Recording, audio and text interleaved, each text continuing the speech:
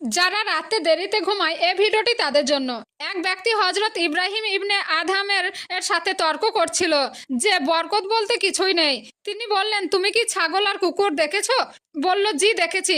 শায়ক লোকটাকে জিজ্ঞাসা করলেন, বলো তো কুকুর আর ছাগলের মধ্যে কে বেশি বাচ্চা দেয়? লোকটা বলল, কুকুর।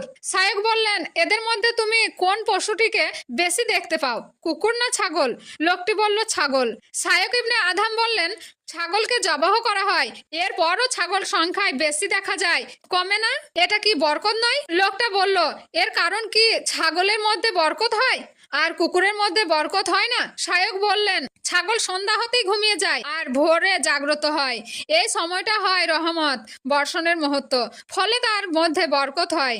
আর কুকুর সারা রাত জাগ্রত থাকে, ফজরের আগে ঘুমায়, তাই সে বরকত থেকে বঞ্চিত থাকে। একটু চিন্তার বিষয় হচ্ছে, নবীজি সাল্লাল্লাহু আলাইহি সাল্লামের সুন্নত হলো এই